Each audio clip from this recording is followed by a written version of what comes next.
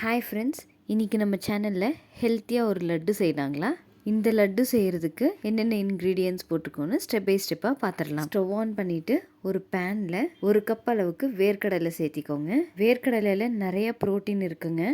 நல்லா golden brown ஆகிற வரையும் ஃப்ரை பண்ணிவிட்டு செப்பரேட்டாக ஒரு பிளேட்டில் எடுத்து வச்சுக்கோங்க.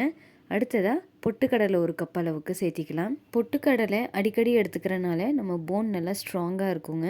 கால்சியம் கம்மியாக இருக்கிறவங்க கண்டிப்பாக இந்த லட்டுவை ரெகுலராக எடுத்துக்கலாங்க. 4-5 வால்நட்டையும் சேர்த்து ஃப்ரை பண்ணியாச்சு.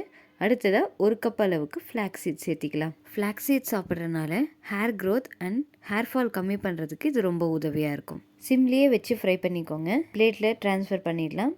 அடுத்ததாக கருப்பு எள்ளை சேர்த்திக்கிறோம். கருப்பு எள்ளு கூட சேர்த்தலாம், இல்லை வெள்ளை எள்ளு கூட சேர்த்திக்கலாம்.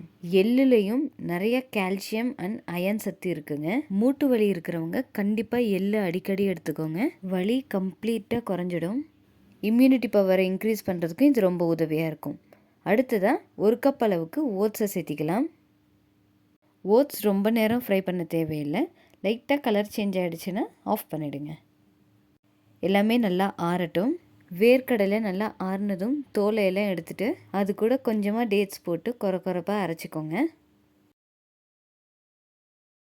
அடுத்ததாக நம்ம ஃப்ரை பண்ணி வச்சுருக்கிற எல்லாத்தையுமே சேர்த்திட்டு அது கூட கொஞ்சமாக வெல்லத்தை சேர்த்து நைஸாக அரைச்சிக்கோங்க.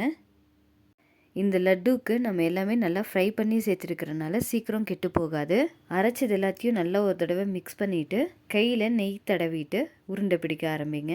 நல்லா ப்ரெஸ் பண்ணி இந்த மாதிரி பிடிச்சிங்கன்னா க்ளீனாக ரவுண்ட் ஷேப்பில் வரும். உருண்டை பிடிக்க ஒழுங்காக வரலன்னா லைட்டாக பாலை சூடு பண்ணிவிட்டு கொஞ்சமாக மிக்ஸ் பண்ணி உருண்டை பிடிச்சிங்கன்னா க்ளீனாக வரும்.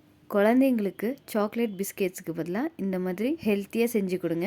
அவங்களும் ஆரோக்கியமாக இருப்பாங்க. இதே மாதிரி ட்ரை ஃப்ரூட்ஸ் எல்லாம் வச்சு ஒரு லட்டு செஞ்சவங்க, அதுவும் ரொம்ப டேஸ்டியாக இருக்கும். டிஸ்கிரிப்ஷனில் லிங்க் கொடுக்குறேன், மறக்காமல் செக் பண்ணி பாருங்கள். நாளைக்கு இன்னொரு ஹெல்த்தியான ரெசிபியோடு சந்திக்கலாம்.